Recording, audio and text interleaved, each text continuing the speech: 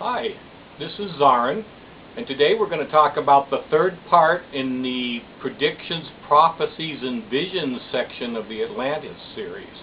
Today we're going to talk about the Vision of Tarus. Taurus lived just about the last 100 years before Atlantis went through its great change, before the War of the Dolphins, before the coming of the Empire, which will be in Book 2 of my series on Atlantis, The Rise and Fall of Atlantis, the Karmic Memory. And you'll see the address to get this book on the screen. And Taurus was a white or a red adept that lived at this time, and he would have visions, and they would be recorded in the library. But he had this one particular vision that was recorded, and it was very, very strange. He found himself in this strange, huge city. He did not recognize anything in it. The only reason why he knew he was in the future of Atlantis is because he could see the two mountains in the background that they referred to as the male and female mountain. And that told him he was where he started, but it was way into the future. This city was colossal. It had huge buildings, tall structures, and wide boulevards.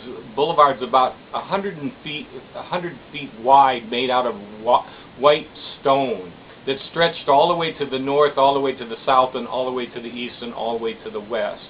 There was this great white pyramid that was at least 50 stories tall, covered with a white stone and topped by a huge crystal that glowed.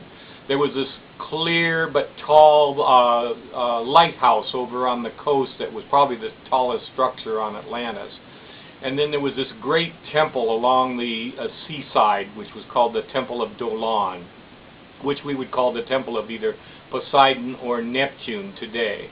This temple was built in many different layers and levels. It rose from the top of a promontory all the way down to the beach where there was another temple. And there would be a whole series of buildings along this. This may have actually been the most beautiful building ever built in the history of the world, and that is arguable, but it was spectacular. And many of the wealthy Atlanteans would build villas near this so they could see it. He noticed there was this huge area which was undeveloped north of another area that looked like a palace. There was a great big huge round structure, and he didn't know what that was for. And he noticed that the docks were at least 10 times as large as they were in the time he lived.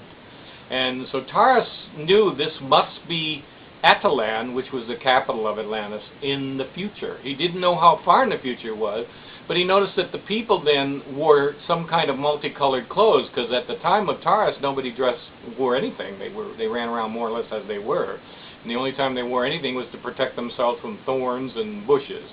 And he saw that there were some people that were naked, and they were always male, and they seemed to be paying attention to the people that had clothes on.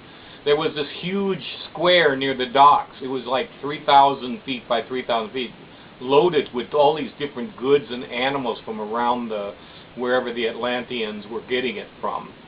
Again, he was baffled by this because the architecture was so different than anything he was ready for. It was so big and expansive and well decorated and well built.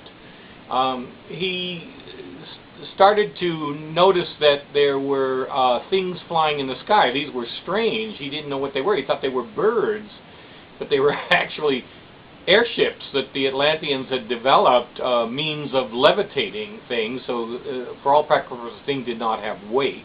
But Taurus did not know this. So Taurus was enjoying this vision. He actually wanted to live in the city. And then he noticed that there were places in the city that were not so pleasant. There were places where animals were being cruelly slaughtered. People were killing other people to get blood, to cut out their hearts and offer them up to some god on the top of a great ziggurat. There were many of these, and he was quite taken aback because this was totally unknown to the people of his time. They didn't have human sacrifice or any of these things. So he was really surprised at this.